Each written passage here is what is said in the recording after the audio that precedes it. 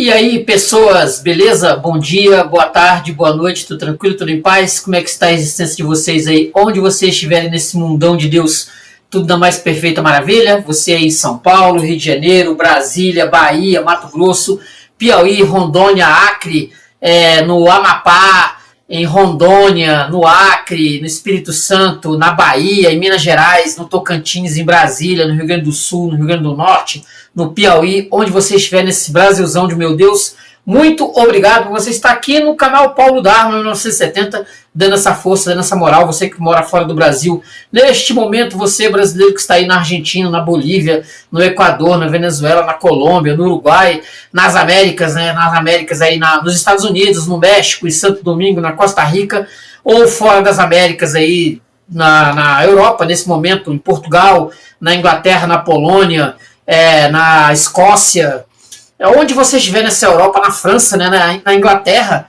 onde você estiver na Europa, muito obrigado. Você está aqui no canal Paulo Dharma 1970, se estiver fora da Europa, se estivesse nesse momento aí na Nova Zelândia, na Austrália, em Israel, no Japão, na África, né, na Argélia, no Congo, onde você estiver no África do Sul, muito obrigado, agradecendo também a Deus, porque sem Deus nós não somos rigorosamente nada. Deus, nosso Senhor e Salvador Jesus Cristo, que é o caminho, a verdade e a vida. Ninguém vai a Deus se não for por Jesus Cristo, que é o nosso caminho, é a nossa luz, que ilumina a nossa vida, né? Sempre perdoa os nossos pecados, sempre que pedimos a Ele, nosso Senhor e Salvador Jesus Cristo, sempre que Ele abençoe a mim, abençoe a você e a sua família, onde você estiver, neste mundão de Deus aí, nesse mundo afora aí, beleza? Tranquilo? Beleza?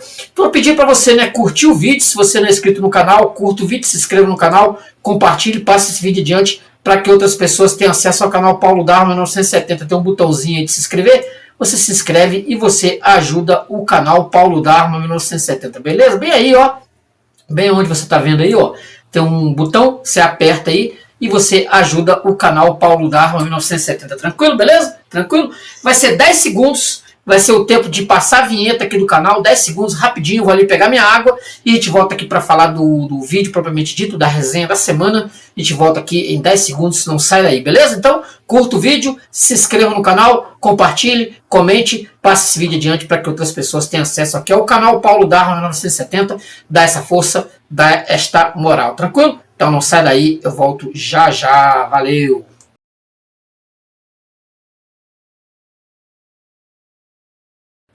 E aí, pessoas, voltei, beleza? Tranquilo? Tudo na mais perfeita maravilha aí?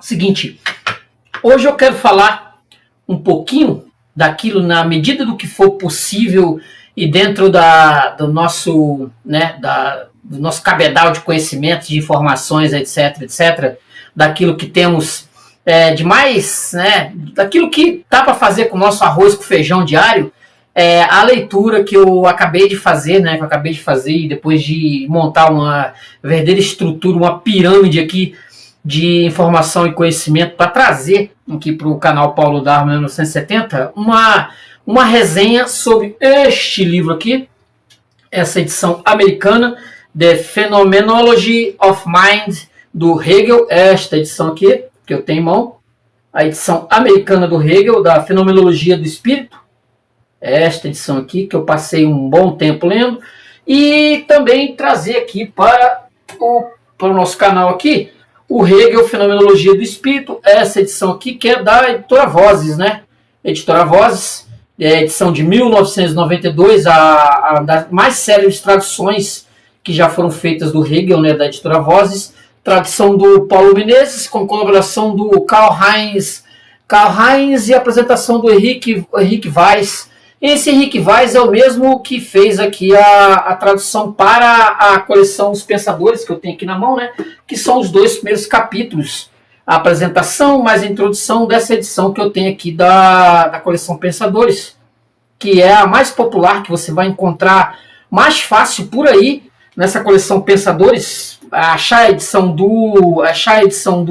completa do Fenomenologia é mais complicado, né? Mas ó, nós temos aqui a Fenomenologia do Espírito, prefácio, introdução, capítulos 1 e 2, que está na coleção Pensadores, os 2 primeiros capítulos. Inclusive, esse Henrique Cláudio de Lima Vaz, ele vai dizer que ele trouxe, não dava para trazer por questões, sabe-se lá qual, que ele não conta, mas ele disse que não deu para trazer a fenomenologia toda fenomenologia do espírito toda aqui para a edição Pensadores, porque por uma série de razões que ele não fez questão de não dizer, né? Talvez por questões contratuais. Então, eu inclusive tinha esses 2 capítulos aqui, e quando eu comecei a me debruçar sobre a edição americana, e também, né, para não ficar feio na brincadeira, porque se você vai tratar de filosofia alemã, se você vai tratar com um material desse naipe, dessa grandeza, você tem que estar com a edição alemã, né? Aqui, ó, Phänomenologie des Geistes, aqui, ó, né? A edição alemã que eu tenho, que eu fui ler, estava lendo em português, lendo em inglês e lendo em alemão, fazendo comparação de texto, porque só ler em português realmente não dá. Tá vendo a edição de 1964? Não sei se dá para ver direitinho aí, ó. 1964, a data aí, ó. A edição bacaninha que eu tenho, fazendo essa leitura, leitura 3, né? Leitura 3, você lê a edição brasileira, americana e a edição inglesa e a edição alemã.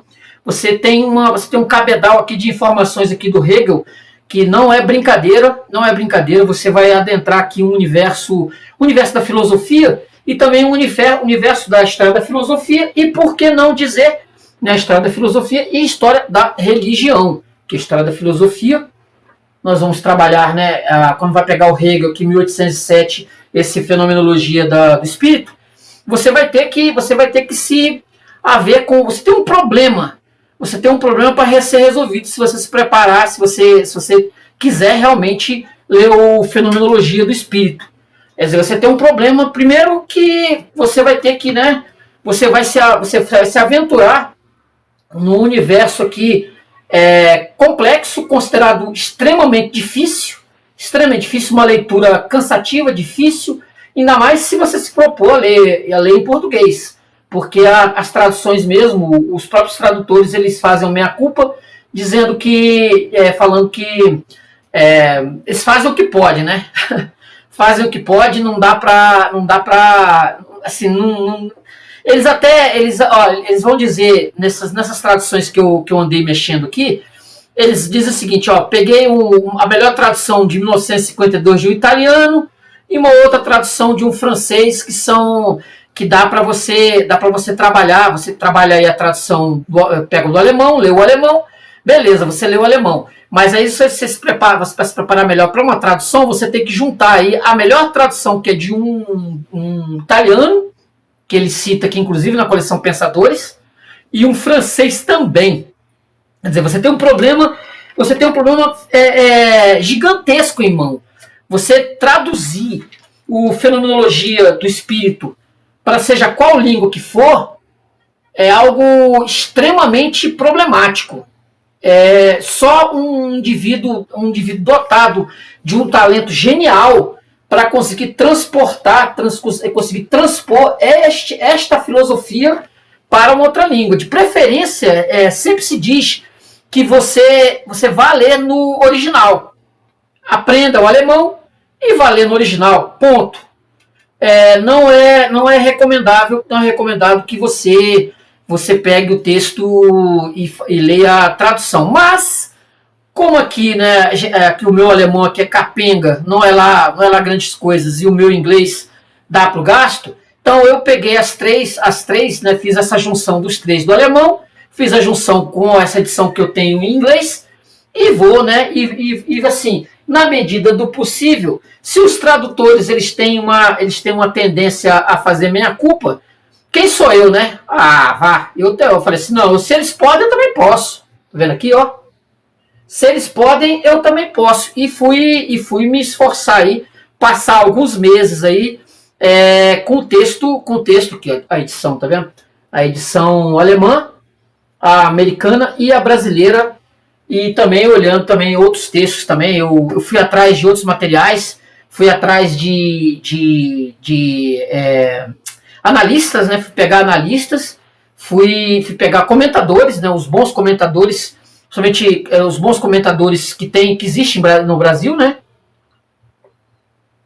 Que existem no Brasil. Que aqui, ó, o Ives Gandra Martins Filho, aqui, ó, Manual Esquemático da História da Filosofia, aqui.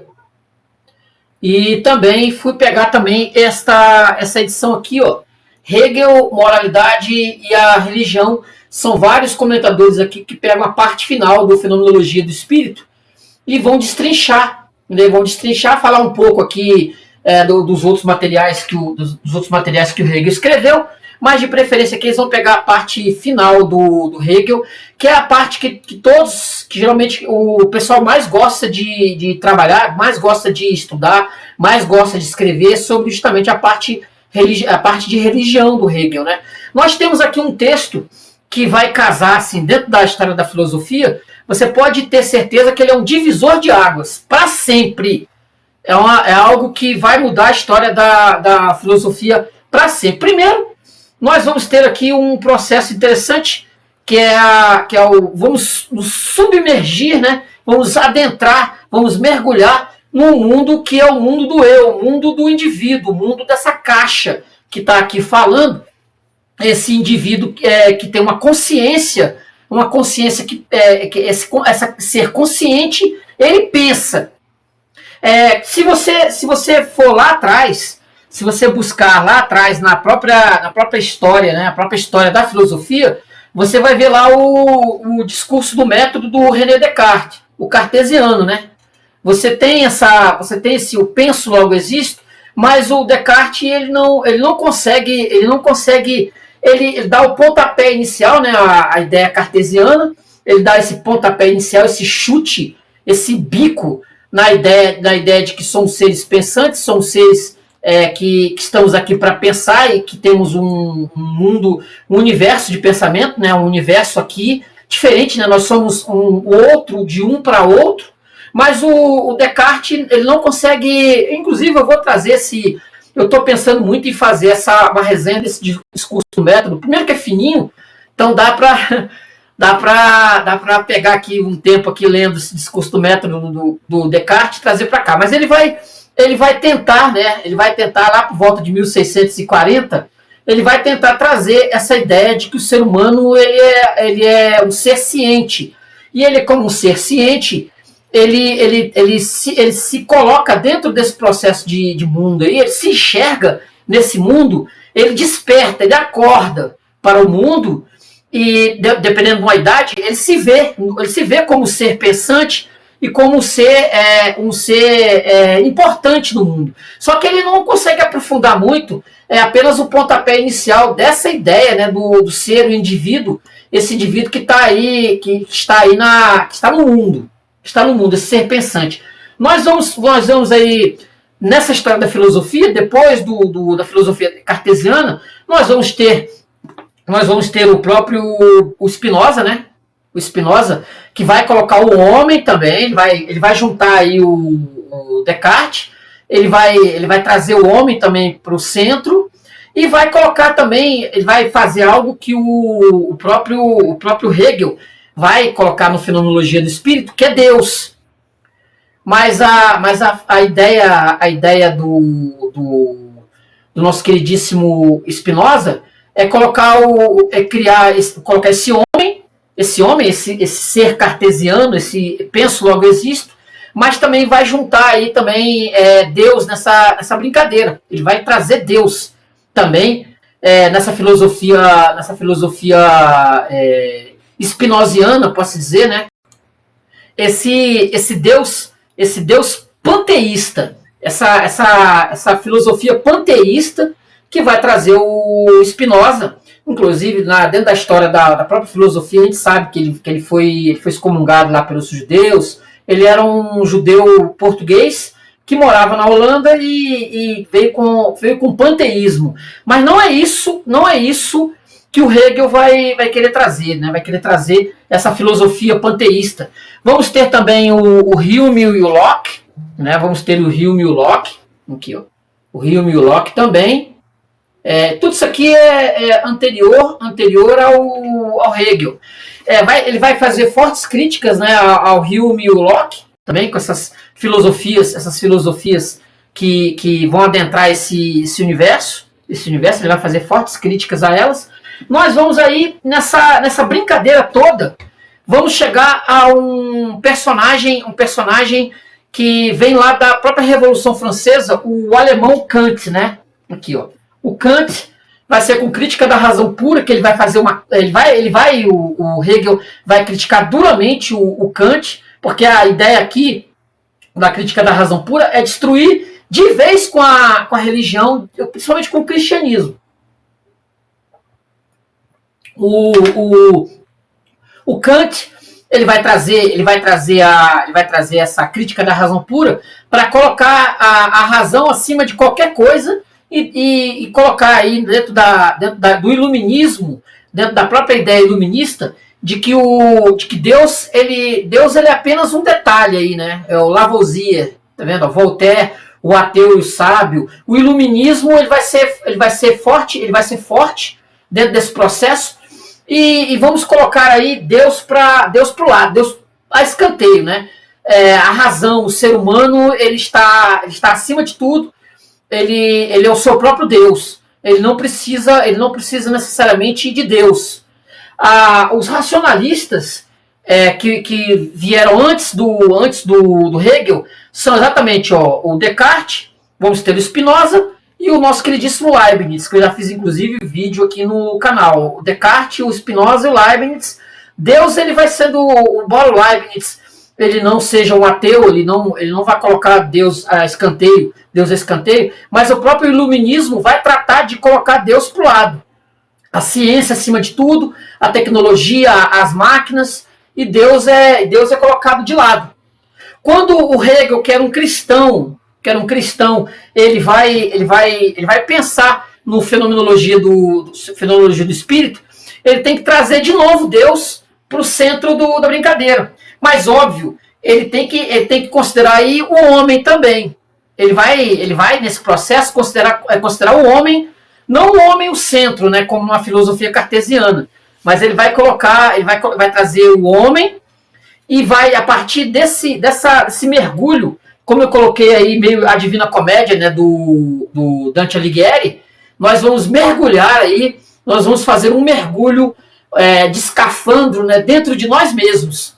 Essa é a ideia que vai permear esse início do Fenomenologia do Espírito. Esse mergulho dentro de nós. Mergulho dentro do inconsciente. O Fenomenologia do Espírito, né, do Hegel, esse nome, a princípio, seria a consciência, a fenomenologia da consciência, né? Era o título que, primeiramente, o Hegel pensou. Mas fenomenologia, os fenômenos que ocorrem nessa caixa, nesse indivíduo que está aqui falando com vocês, esse ser pensante, esse ser cartesiano, esse ser do consciente para o inconsciente, ele pensou melhor, e fenomenologia do inconsciente, da consciência, não seria o caso. Mas aí ele vai trazer justamente o espírito, que é aquilo que está dentro de nós, a alma. Essa alma que está em nós. Ele vai buscar com força desdobrar, trazer esse ser, essa alma, esse espírito. Por isso ele resolveu, né, que seria mais atrativo para o título do livro de 1807, esse Fenomenologia do Espírito, né? De Geist, como você tem aqui no alemão, né? Ó, tá vendo? Fenomenologie des Geist, que é espírito em alemão, tá vendo? Que é o espírito em alemão. Ele vai usar esse nome exatamente nisso, né? A Fenomenologia do Espírito de 1807 é a primeira grande obra sistemática de Hegel e funciona como uma introdução radical ao seu sistema filosófico. Ela descreve o caminho da consciência humana desde formas imediatas de saber até o saber absoluto. Quer dizer, você vai mergulhar, você vai fazer um mergulho bem feroz, bem forte a esse eu, né? Esse eu que está contido aqui dentro dessa caixa. Eu até, a princípio, quando eu comecei a ler, eu até cheguei a fazer algumas anuências, né? Eu lendo, eu tava pensando muito em Aristóteles, na própria forma como o Aristóteles ele coloca os textos dele, né? O Ética Nicômaco, o Retórica, tá vendo? Eu tava, esse princípio de leitura me trouxe o Aristóteles, o Categorias, tá vendo? O Categorias, essa parte mais, posso dizer assim, cientificizada, né? Essa ideia de Aristóteles, aristotélica, embora o Aristóteles, né, esteja bem distante desse processo aqui, mas o estilo me lembrou Aristóteles, de princípio, tá? De princípio, ele me trouxe essa lembrança. E eu lendo, depois eu acabei me soltando mais da ideia de Aristóteles, né? Mas poucos livros, né? Poucos livros vão reunir tantos campos num único movimento conceitual, né? Nós vamos ter aí a fenomenologia do espírito, a primeira grande obra sistemática, que ele vai pensar numa história da ciência, uma ciência, trazer o homem primeiramente, como eu falei do próprio Spinoza, trazer o homem e Deus e a religião, mas com um processo a longo prazo, que ele pensou primeiro no fenomenologia do espírito, para fazer uma abrangência maior da própria ciência, né? Hegel concebe como a ciência da experiência da consciência, ou seja, não é um tratado dogmático, mas uma narrativa do desenvolvimento da consciência. E ao mesmo tempo, epistemologia, metafísica, como eu pensei no Aristóteles, né? Filosofia da história, filosofia da religião, psicologia filosófica, ontologia do espírito, teoria dialética da realidade. Poucos livros, né, vão reunir tantos campos num único movimento conceitual. Quer dizer, se uma pessoa, eu até pensando, né, nas principais influências do Hegel, que se influenciaram pelo Hegel, eu pensei na psicologia, pensei na psicanálise, eu pensei até em Freud e Lacan como influentes, né? Para uma pessoa que vai mexer com psicologia, seria extraordinário que o indivíduo se dedicasse a ler esse fenomenologia do espírito. Seria algo assim, seria um ponto inicial muito bom. Tanto que eu imagino que o próprio Lacan deve ter lido Hegel. Ele não deve ter deixado Hegel de lado. Porque como isso aqui foi uma influência feroz no século XIX e também no século XX, todos os grandes autores aí do século XIX, por exemplo, leram. A gente vai até falar sobre isso aqui já já. Olha só, principais influências antes de Hegel. Nós vamos ter o Kant, a descrição entre fenômeno e coisa em si. Hegel rejeita a incognoscibilidade final, a ideia de que a razão se desenvolve segundo estruturas internas. Hegel critica Kant por considerar o conhecimento humano limitado. Quer dizer, o Kant acha que o conhecimento humano é limitado, Hegel vai dizer que não, né? Vamos ter o Fichte, o papel do ego, que se põe e se opõe a si mesmo, a noção de atividade autoformadora da consciência. Hegel considera Fichte ainda subjetivista demais. Nós vamos ter o Schelling, a identidade entre sujeito e objeto, a filosofia da natureza como momento necessário do espírito, a unidade orgânica do absoluto, e Hegel rejeita o absoluto como noite em que todas as vacas são pretas. Crítica famosa. Quer dizer, ele vai colocar todos esses indivíduos, todos esses filósofos, ele vai fazer uma crítica a eles, porque ele vai considerar eles fracos, né? Principalmente o Kant, né? O iluminismo e Rousseau, né? A crítica à autoridade, o pensamento histórico, a autocriação da liberdade. Ele vai fazer fortes críticas ao iluminismo, a essa ideia de que você vai destruir tudo, você vai fazer a revolução, vai destruir, vai tirar Deus do centro das coisas e vai colocar o homem como centro de tudo. Quer dizer, para ele isso não tem nenhuma razão de ser, né? Isso fica claro. Pelo menos na segunda parte do livro, isso fica claro quando ele vai estudar a própria religião, as religiões em si, né? Olha só aqui, ó. Cristianismo e mística alemã. Mestre Eckhart, Bohème, a centralidade da reconciliação do espírito e da encarnação. O cristianismo é, para Hegel, a religião do espírito, o ponto culminante do desenvolvimento da autoconsciência divina na história. Quer dizer, ele vai colocar o cristianismo como a religião ou algo mais importante da história do ser humano, né? É algo importante que a religião ela é forte e ela influencia o ser humano, e o ser humano não vive sem religião, né?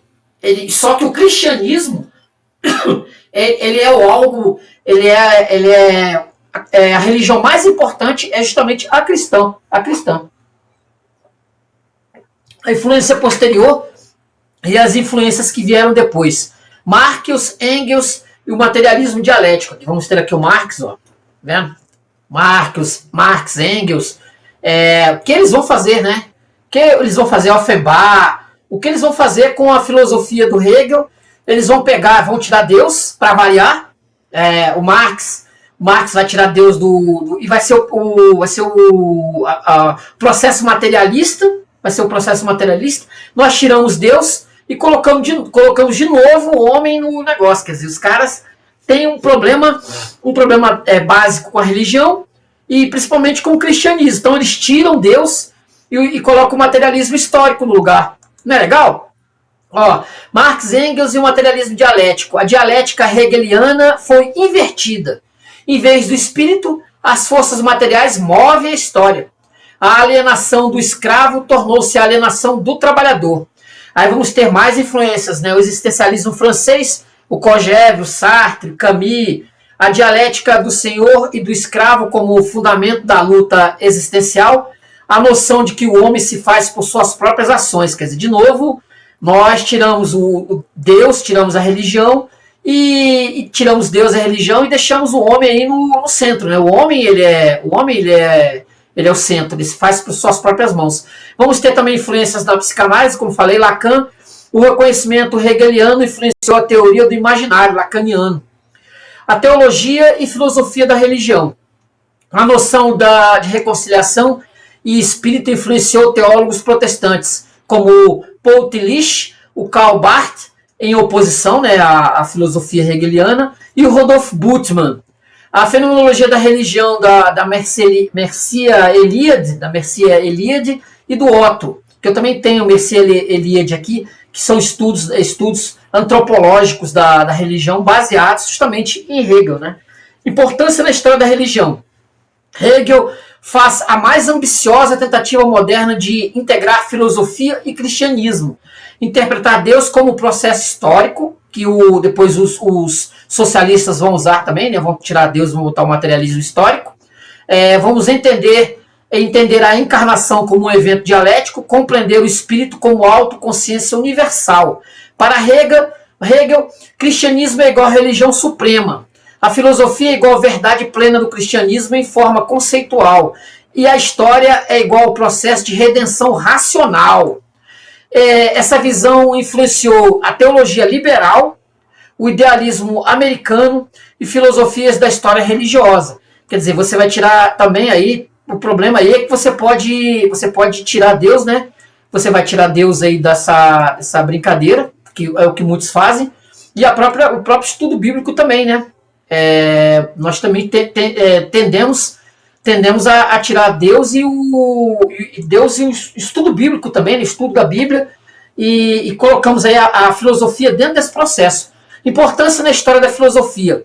A fenomenologia do espírito é monumental porque une ontologia, epistemologia, ética, política e teologia numa só narrativa.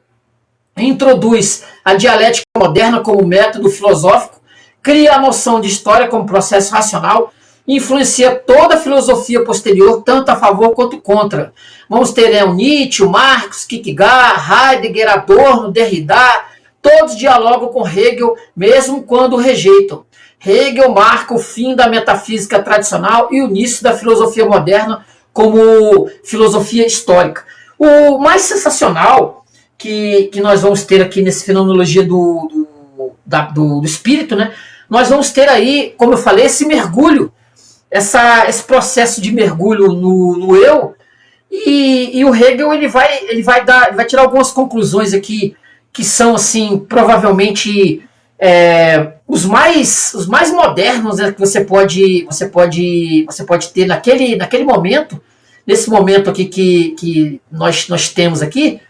O Hegel ele vai trazer assim uma visão sobre o homem, sobre o divino, que muitas vezes a própria teologia ela não quis abarcar, ela não quis adentrar, ela não quis entrar porque ia ferir suscetibilidades. Então ele vai fazer críticas a uma visão mais teológica, mais básica, e ele vai, com a filosofia, como eu disse, tentar unir a filosofia e a teologia, que outros tentaram, né? Outros tentaram ao longo do tempo fazer essa união, né? Essa união que não é bem vista também, né? Não é algo bem visto por teólogos, né? Teólogos protestantes, por exemplo, eles não enxergam com bons olhos esse tipo de pensamento.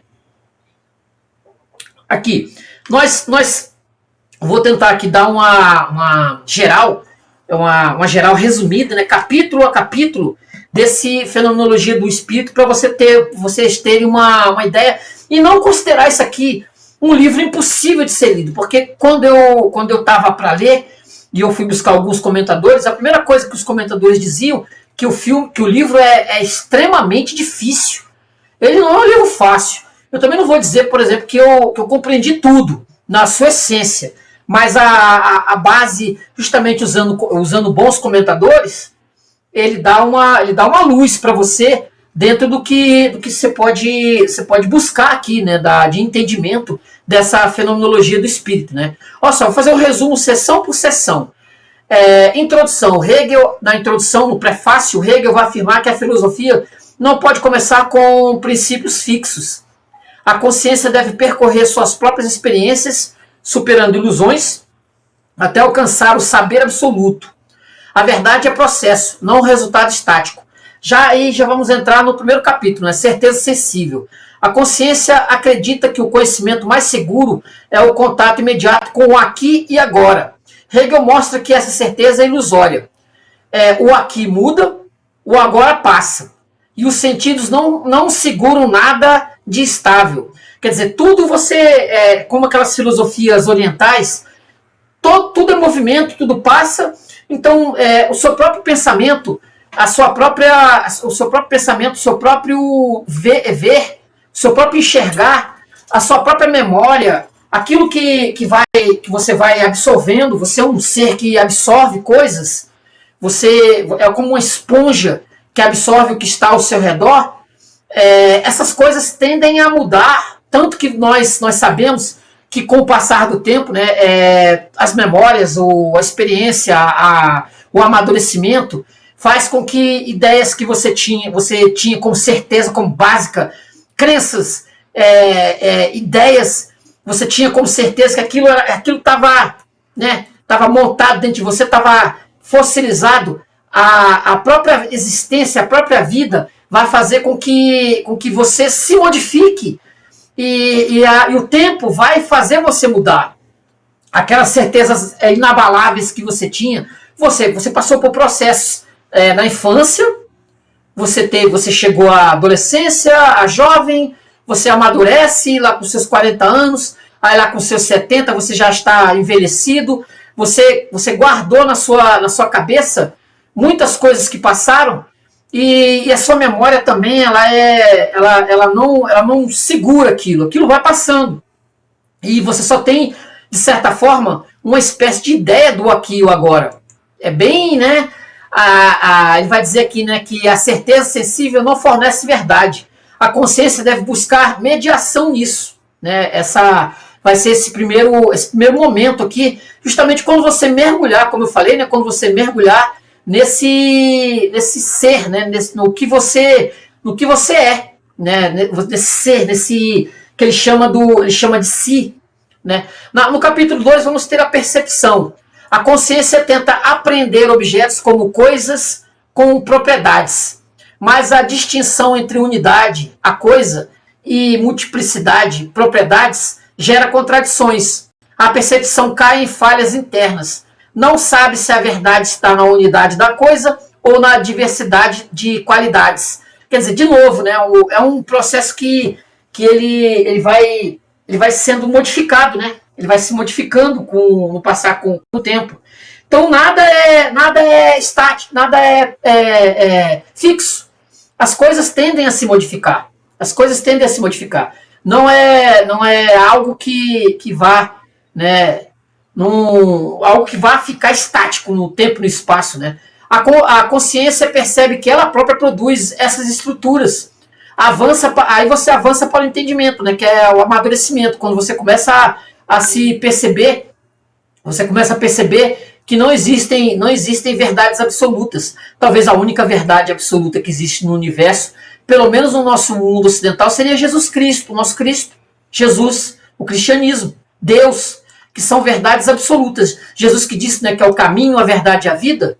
Ele próprio vai trabalhar essa ideia aqui mais para frente no próprio livro, né? Essa verdade no ser humano não existe verdade absoluta, mas a verdade absoluta ela existe além do ser humano, que é justamente Deus. Olha que legal, é Deus que seria a verdade absoluta, não o homem. Por isso que essa ideia de você colocar o homem no centro das coisas é uma ideia falsa, é uma ideia fraca, é uma ideia que não tem razão de ser, porque o ser humano ele passa. Ele se modifica no tempo. Então ele não é uma verdade em si mesmo. Aquilo que ele vai criticar fortemente aqui nos iluministas, que queriam colocar o homem, a própria ideia de renascença, né? O homem uma verdade absoluta, o homem como verdade dentro de si. O homem ele não é uma verdade. Ele não consegue por si só ver uma verdade. Ele precisa, por exemplo, de Deus Deus, o Espírito Santo, que vai modificar e que vai trazer essa verdade para ele. Por si só, o ser humano não chega a lugar nenhum. Nunca o ser humano vai chegar por si só a lugar nenhum. Ele precisa de um agente externo, que seria o Espírito Santo, seria a Santíssima Trindade, Deus, Jesus, Espírito Santo, que modifica essa estrutura, essa alma, esse espírito que há no ser humano, dentro dessas modificações. Já na parte 3, nós vamos ter o entendimento. O entendimento procura leis universais que expliquem os fenômenos. Introduz-se aqui a ideia de força, lei natural e aparência. Mas o entendimento mantém uma separação rígida entre fenômeno e essência. Aí vamos ver, né? A consciência descobre que só encontrará a verdade se refletir sobre si mesma. Surgem os conflitos internos que levarão à autoconsciência. Essa autoconsciência só vai vir quando você perceber que só Deus pode te tirar dessa lama, do entendimento. Só Deus pode modificá-lo. Você por si mesmo, por você mesmo, você não vai chegar a lugar nenhum nesse mundo. Por isso você tem aí essa inconstância do ser humano, essa questão do ser humano ele não conseguir, ele está sempre insatisfeito com as coisas, porque tudo para ele passa. Ele não consegue ficar satisfeito com coisíssima nenhuma nesse mundo, né? As coisas elas tendem a passar, entendeu? A insatisfação que há na alma humana, entendeu? Essa insatisfação que vai levar o ser humano às dúvidas, vai levar o ser humano a não ter nada de muito fixo. Essas coisas passam. E aí, vamos chegar na parte 4, seria a autoconsciência. Essa sessão é a sessão mais famosa porque contém a lung do senhor e escravo, mestre e escravo, que é a lung do senhor e escravo, mestre e escravo. Que aí, né, vamos justamente entrar, como se diz, na parte mais interessante da própria fenomenologia do espírito, que é a autoconsciência. A consciência descobre que só se conhece através do reconhecimento de outra consciência.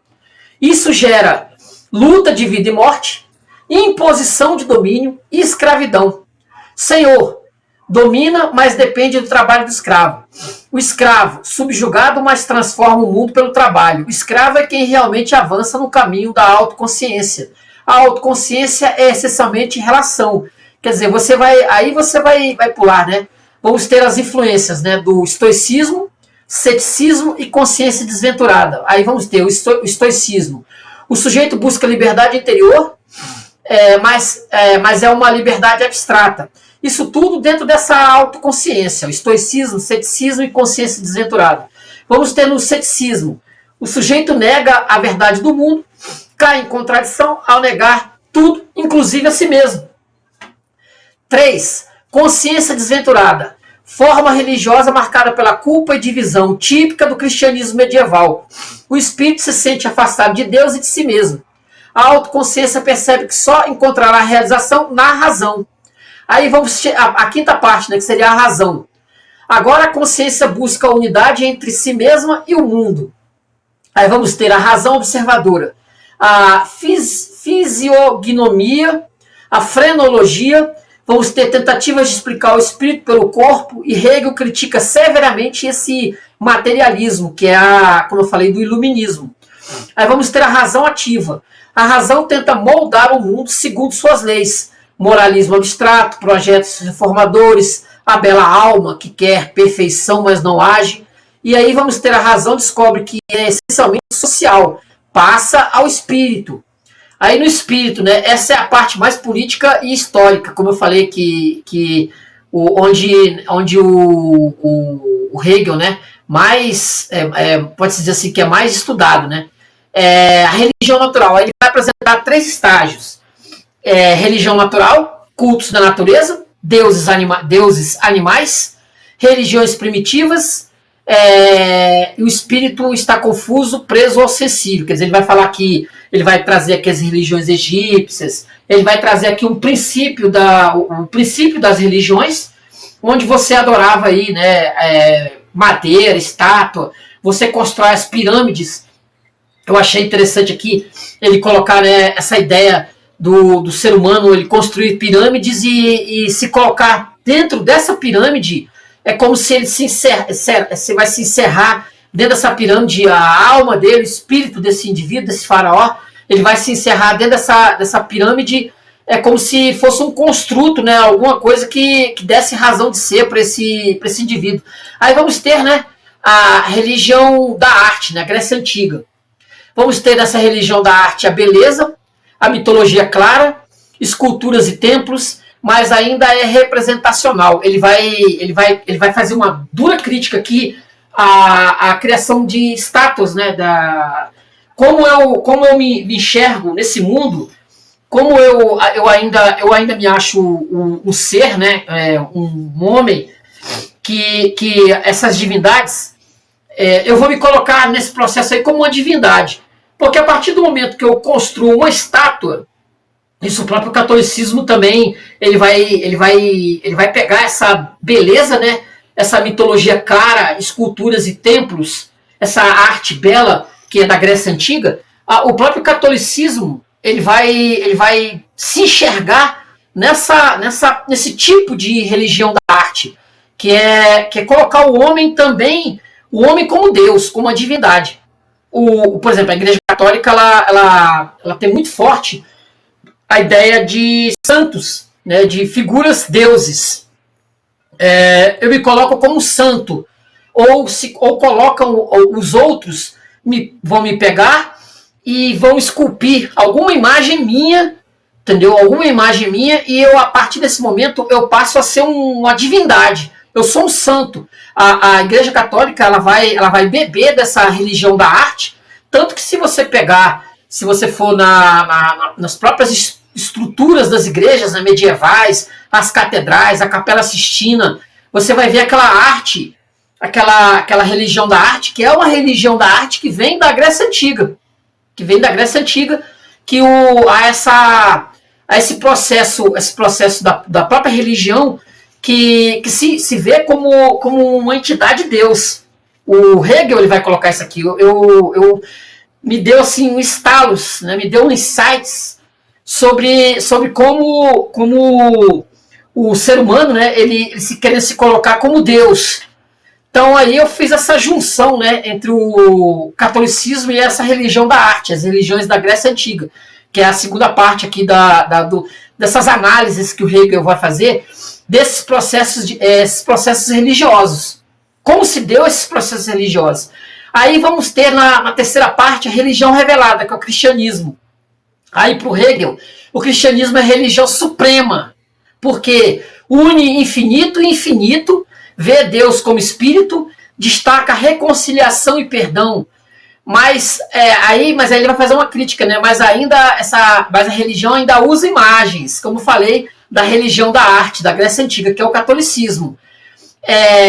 Talvez uma visão mais reformada, uma religião como o alemão, né, em 1807, como ele faz uma crítica pesada ao próprio iluminismo ateu, e como ele, dentro desse processo aqui, ele escreveu uma vida de Jesus, e escreveu outras análises sobre o próprio cristianismo, essa crítica dele ao iluminismo, e essa crítica também a essa religião da arte, que é também uma crítica, pode-se dizer, a essa religião que ainda usa, né, esculturas e templos grandiloquentes, coisa que você não vai ter na religião, na igreja reformada, da própria ideia da reforma protestante, Martinho Lutero, Calvino, etc.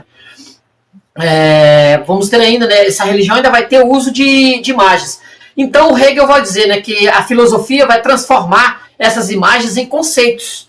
Ele vai buscar tentar trazer, né, vai tentar tirar essa mera ideia de que o homem ele tá no centro disso, né? Ele ainda é o centro. Tem que fazer uma junção aí o homem aqui, eu, e o divino, os dois separados. Aí ele vai ter aqui a parte do saber absoluto. Vamos ter, né? A consciência compreende que ela é o processo do espírito, o mundo é fruto da atividade conceitual, não existe separação entre sujeito e objeto, a verdade é a totalidade do seu desenvolvimento. Hegel chama isso de autorreconciliação do espírito. Aí vai ter uma frase nuclear, né?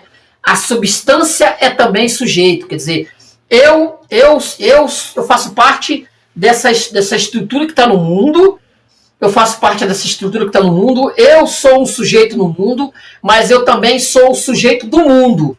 Eu sou o sujeito do mundo, eu estou inserido nesse processo do mundo. E dentro de mim há um espírito, dentro de mim há uma alma.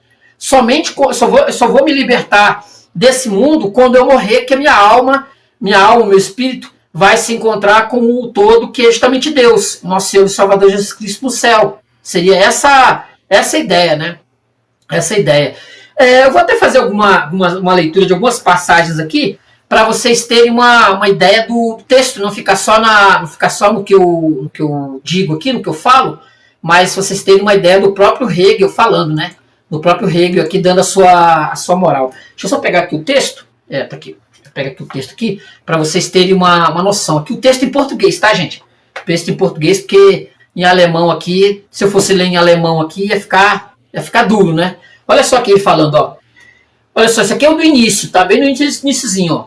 Nesse verdadeiro interior, como no absoluto universal, que expurgado da oposição entre universal e singular, veio a ser para o entendimento, agora pela primeira vez, descerra-se sobre o mundo sensível como o mundo aparente, o mundo suprassensível como o verdadeiro. Patenteia-se sobre o aquém evanescente, o além permanente. Um em si, que é a primeira e, portanto, inacabada manifestação da razão, ou seja, apenas o puro elemento em que a verdade tem sua essência. Nosso objeto é, assim, daqui em diante, o silogismo que tem por extremos o interior das coisas e o entendimento, e por meio termo o fenômeno, pois o movimento desse silogismo dá a ulterior determinação daquilo que o entendimento divisa através desse meio termo, e a experiência que faz sobre esse comportamento do ser concluído junto com ele. Para a consciência, o interior é ainda um puro. Além, portanto, nele não encontra ainda a si mesma. É vazia por ser apenas o nada do fenômeno e positivamente ser o universal simples. Essa maneira de ser do interior está imediatamente em consonância com a opinião de alguns de que o interior é incognoscível. Só que o motivo disso deveria ser o entendimento diversamente. Sem dúvida, não pode haver nenhum conhecimento desse interior, tal como ele aqui é imediatamente, não porque a razão seja míope ou limitada, ou como queiram chamá-la a propósito, nós sabemos aqui, pois não penetramos ainda tão fundo nessa descida, né, nesse abismo, mas pela simples natureza da coisa mesma. Justamente porque no vazio nada se conhece. Ou expressando no outro lado, porque esse interior é determinado como o além da consciência. Obtém-se o mesmo resultado colocando um cego entre as riquezas do mundo suprassensível, se é que as tem, quer se trate do conteúdo próprio desse mundo, quer da consciência desse conteúdo, ou então pondo um homem que tem a visão no meio das trevas puras, ou se preferem, da pura luz, caso o mundo suprassensível seja isso. O homem que tem vista enxergará tão pouco em sua luz quanto em suas puras trevas, exatamente como o cego na abundância das riquezas que se estendem diante dele. Se nada mais houvesse a fazer com o interior, e o ser concluído junto com ele através do fenômeno somente restaria ter-se ao fenômeno, isso é, tomar por verdadeiro algo que sabemos, não ser verdadeiro para preencher esse vazio, um vazio que veio a ser primeiro como o esvaziamento das coisas objetivas, mas que, sendo esvaziamento em si, deve ser tomado como esvaziamento de todas as relações espirituais e diferenças da consciência como consciência. Para que haja algo nesse vazio total, que também se denomina sagrado, há que preenchê-lo ao menos com devaneios, fenômenos que a própria consciência para si produz. Deveria ficar contente de ser tão maltratado, pois nada merece de melhor. Afinal, os próprios devaneios ainda valem mais que seu esvaziamento. Tem uma parte aqui do livro, que é a parte dele conceituando o ser humano e o divino. A ideia, eu fiquei assombrado com o pensamento dele sobre a morte de Deus, sobre Deus morrendo na cruz, Jesus Cristo, 100% homem, 100% Deus, morrendo na cruz, algo assim extraordinário. Aquele pensamento como um Deus, né? Como um Deus, como nosso Senhor e Salvador Jesus Cristo, que era 100% homem, 100% Deus, como foi a morte para esse ser 100% homem, 100% Deus, que tem uma consciência absoluta, porque imaginemos Jesus como um ser homem, como eu aqui, mas capaz de ver, estar além, né, das coisas, compreender as coisas como elas realmente são, diferente de mim, diferente de você. Jesus Cristo era um ser extraordinário, era 100% Deus, né, 100% Deus, 100% homem. Ele é nascido da mulher, né, da carne da mulher, e a outra parte seria de Deus. O ser essente, o ser que é o nosso Deus pessoal, que está aqui conosco, né, que está aqui vivendo falar. Quer dizer, Jesus Cristo ele é um ser, né? Ele é um ser que estava lá no princípio de tudo, junto com Deus e o Espírito Santo. E para nascer, ele tem como pai Deus, entendeu? E esse ser que está aí, que está andando com os homens, que está comendo com os homens, ele está ali sofrendo dores, sofrendo fome, ele está ali naquele meio dos homens, mas ele também é Deus. E como foi para esse Deus morrer na cruz, sendo torturado, sendo chicoteado? Como esse Deus, para ressuscitar depois do terceiro dia, ele teve que morrer, assim como todos nós vamos morrer um dia. Ele teve que passar por esse processo. E como se deu isso, né? Esse ser ciente, como deve ter sido para esse Deus experimentar essa morte, essa absoluta morte. Diferente de nós que vamos morrer, nós não vamos passar nem por 1% do que Jesus passou. Um negócio inacreditável. Então ele vai trazer justamente esse ser ciente, esse ser com, vamos dizer assim, com a consciência absoluta, que é Jesus Cristo, como esse ser passou pela morte. Eu fiquei meditando sobre isso, sobre como deve ter sido esse processo. Espero que eu não esteja falando nenhuma heresia aqui, né? Uma heresia hegeliana, no mínimo. Outra passagem aqui, ó. Essas frações são, por isso, em si e para si mesmas.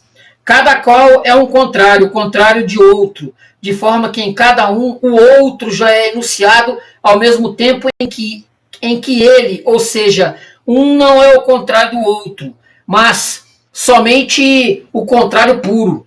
E assim cada um é, em si mesmo, o contrário de um outro, ou de modo geral, não é um contrário, senão puramente para si, uma pura essência igual a si mesmo, que não tem nela diferença nenhuma. Assim, não precisamos indagar e mesmo ainda considerar como filosofia a angústia com tal questão, ou então tê-la por insolúvel para a filosofia, como brota dessa pura essência, e como vem para fora dela a diferença ou ser outro, pois já ocorreu o fracionamento, a diferença foi excluída do igual a si mesmo e posta de lado.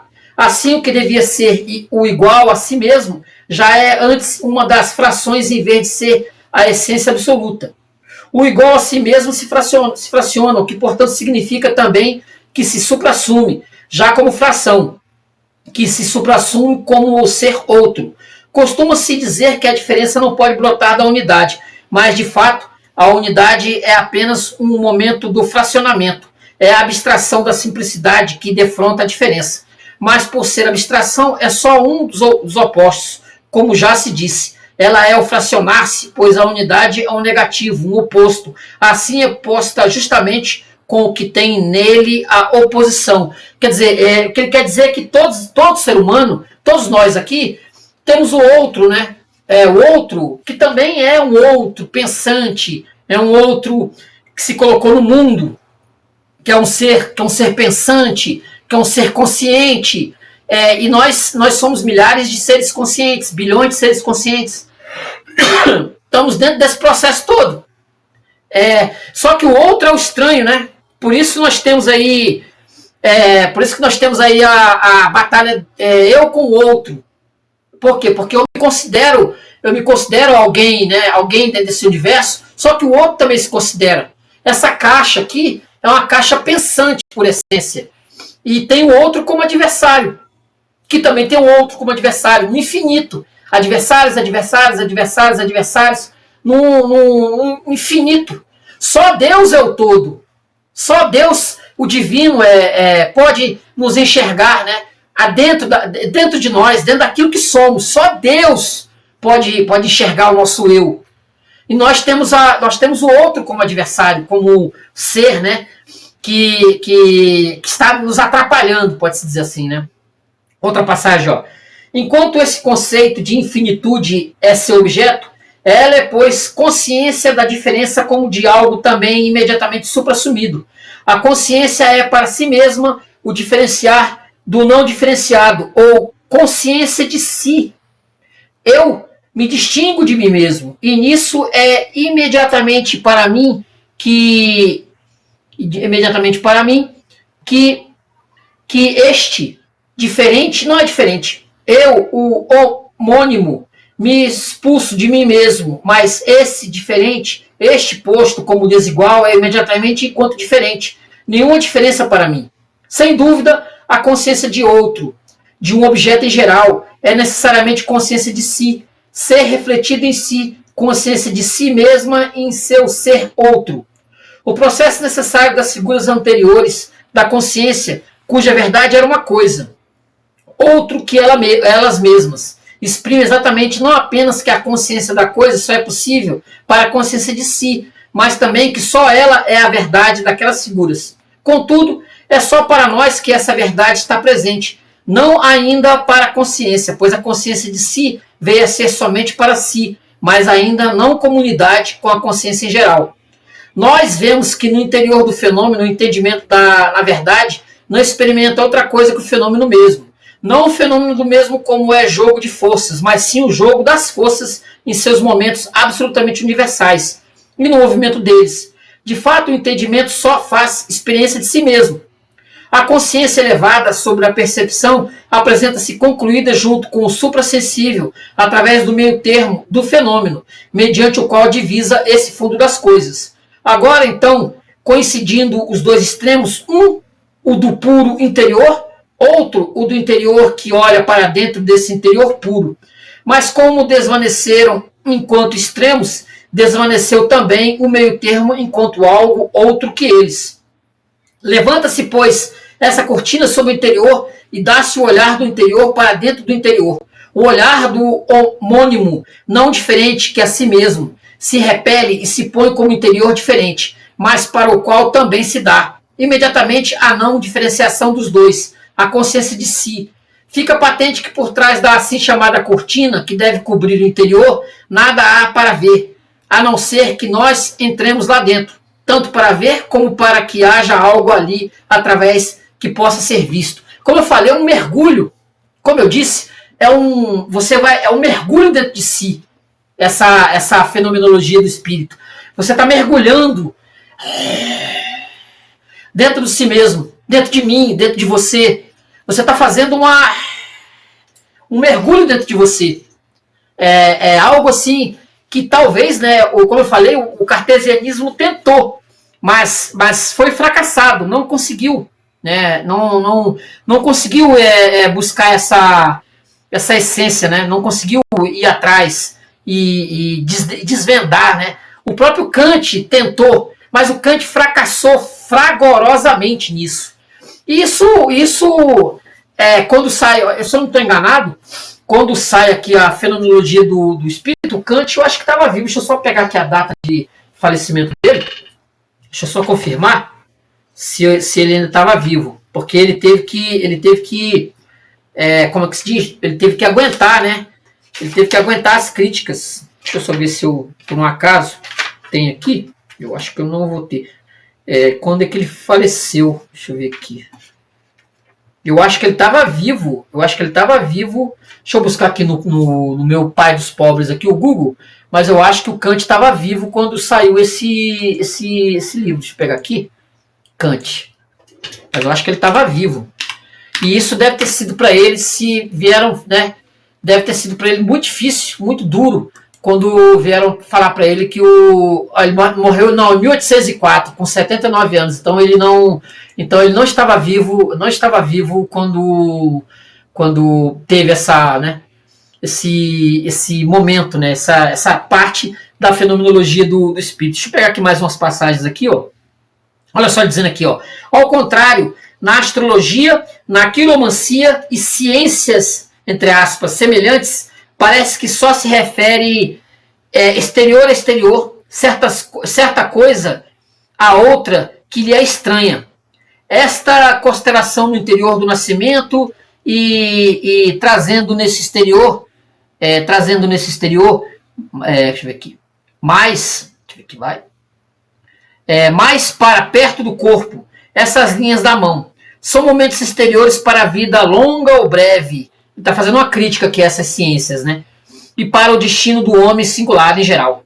Como exterioridades são indiferentes um ao outro e não têm um para o outro a necessidade que deve estar contida na relação de um exterior como um interior. A mão certamente não parece algo tão exterior para o destino, mas antes parece relacionar-se com ele como com um interior, pois o destino, por sua vez, é só a manifestação do que a individualidade determinada é em si como determinidade interior originária.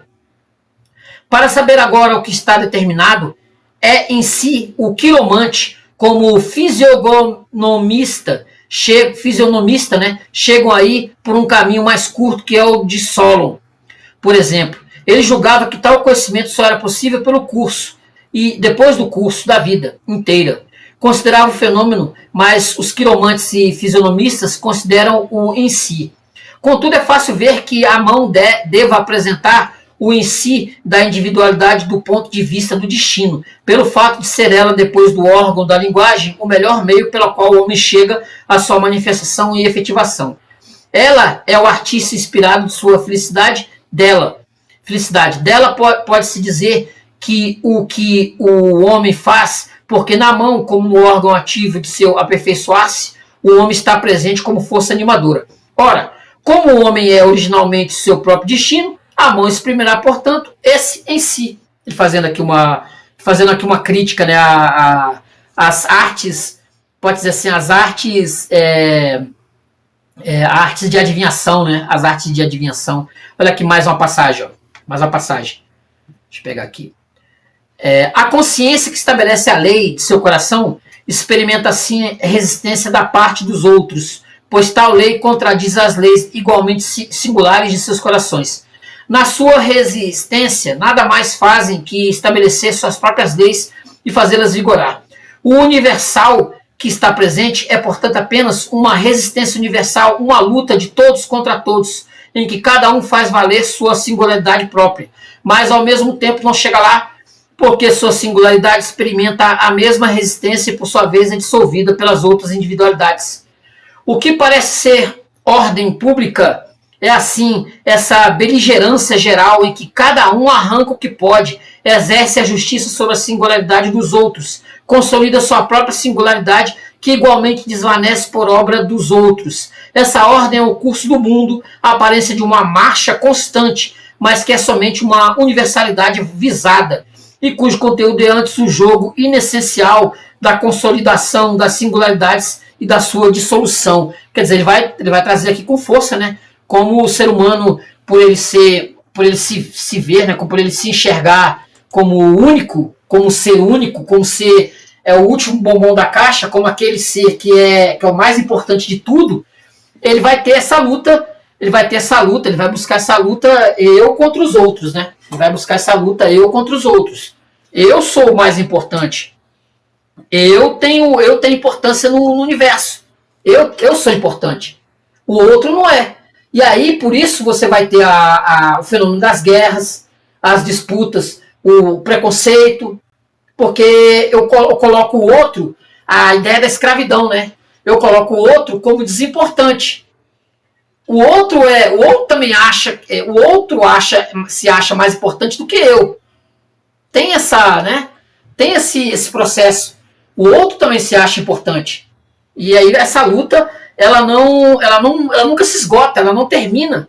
Porque se você se calcula como algo importante nesse mundo, o outro também se acha também. É algo que não se esgota nunca, não conclui, não se fecha. Como eu disse, só Deus está acima de nós. Só Deus está acima de nós.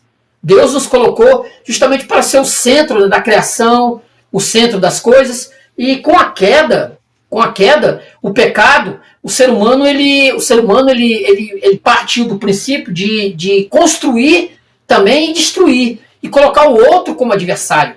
Os animais também se voltaram contra ele também. Tudo isso vem a partir da queda, do Jardim do Éden. Os 3 primeiros capítulos de Gênesis. Procurem ler e entender como se deu isso a princípio.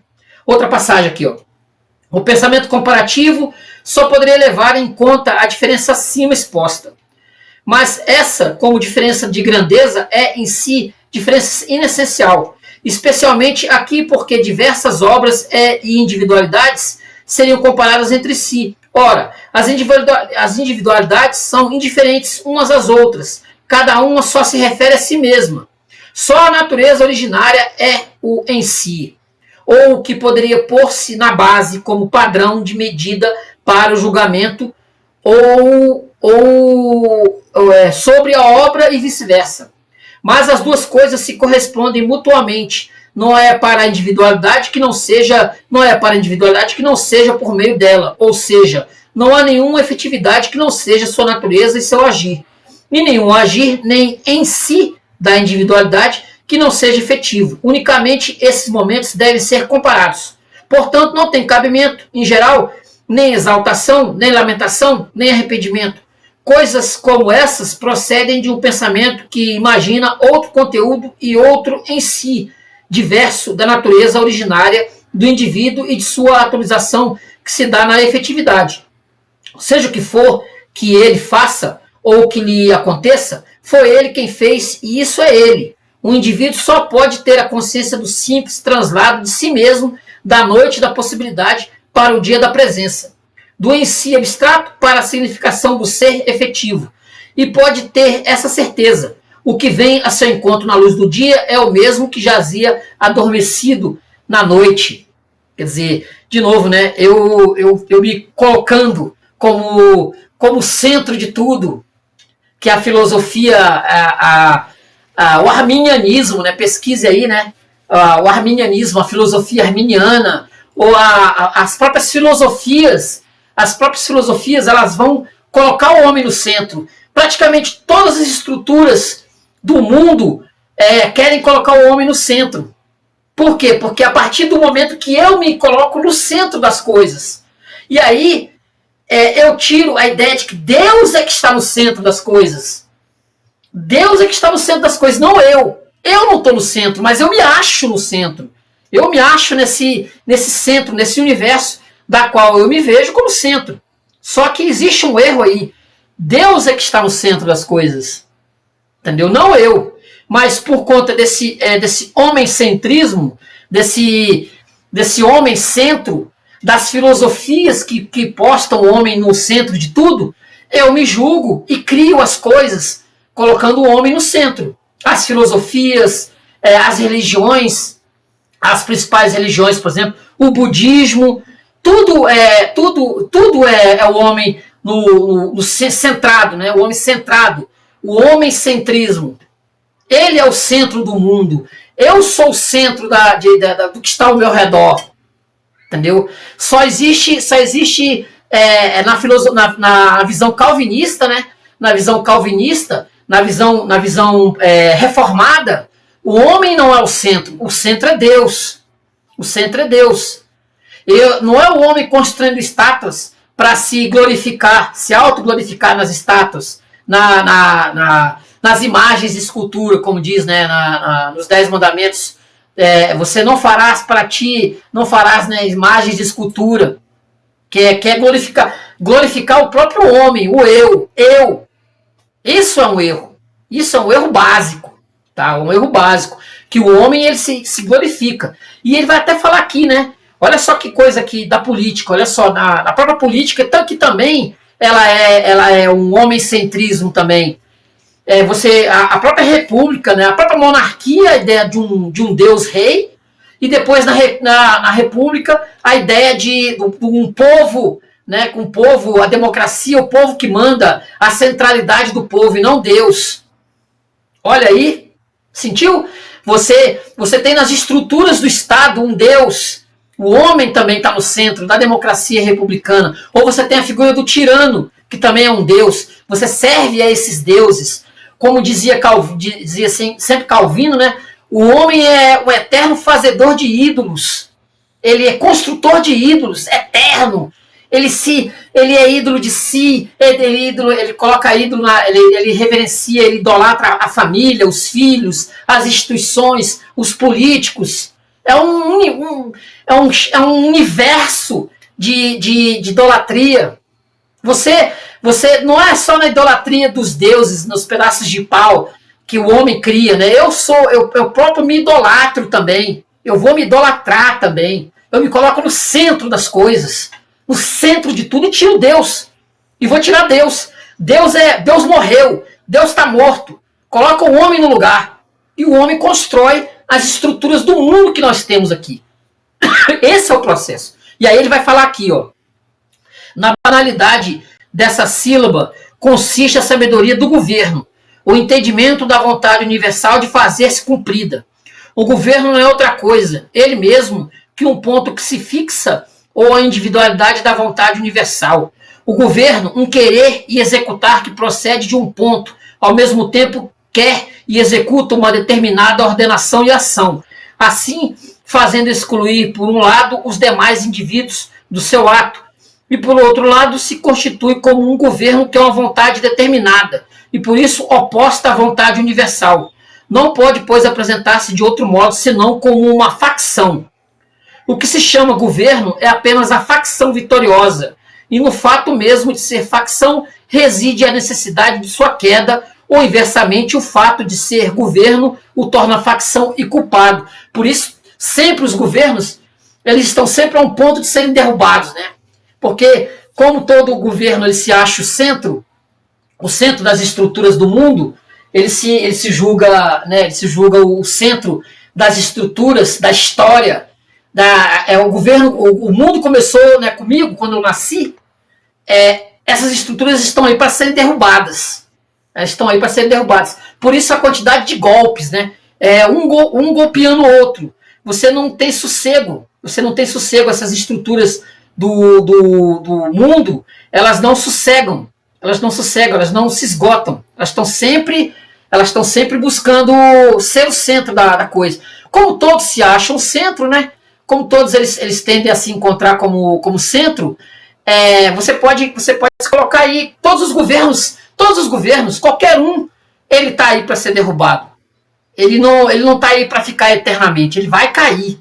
Olha só, a fenomenologia mostra a jornada da consciência que passa por sensação, percepção, entendimento, luta por reconhecimento, razão, história, religião e saber absoluto. Quer dizer, ele vai fechar aqui com o saber absoluto, que é a verdadeira odisseia do espírito, conhecendo-se a si mesmo. Quer dizer, ele vai, como eu falei, né, ele vai além da própria estrutura daquilo que o próprio Descartes, né, ele, como eu falei, o próprio cartesianismo, ele tentou colocar o homem, né, ele tirou, de novo, a ideia cartesiana tira o homem, tira Deus e coloca o homem. Nós vamos ter aqui, né, a Fenomenologia do Espírito é uma das obras mais influentes escritas. Nela, Hegel reinterpreta toda a história humana, coloca o desenvolvimento da consciência no centro, que é essa consciência que eu me vendo, eu me enxergando como centro, né?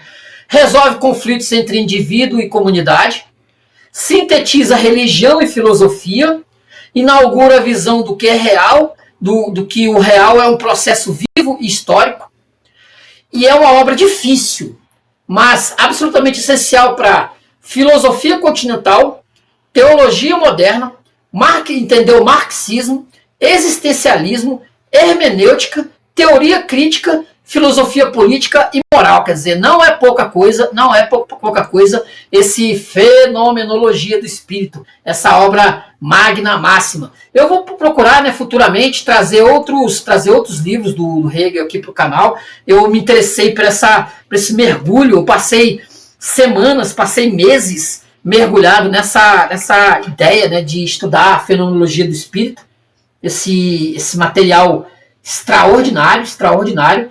Eu passei semanas e semanas enfiado, né, nessa ideia de estudar, né, de pegar o Hegel e dar um bruto, né, olha aqui, ó, um bruto nesse processo hegeliano, né.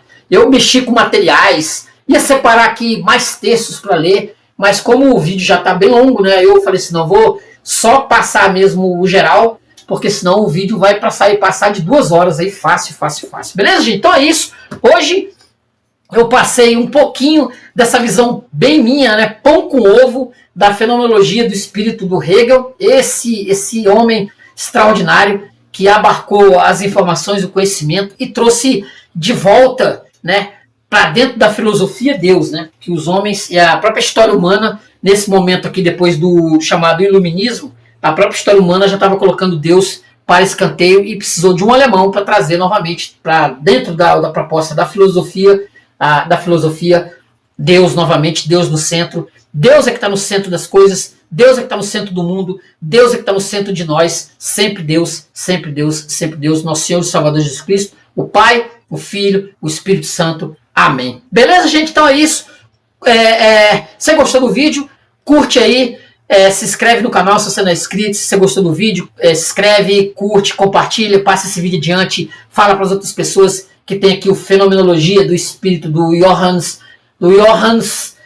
Hofmeister, né? Johannes, o Hegel, o nosso mestre Fenomenologia des Geistes, esse livro aqui, beleza? Então curta o vídeo, se inscreva no canal, compartilhe, comente. A gente volta semana que vem, se Deus quiser. Valeu, gente. Obrigadão. Tchau, tchau.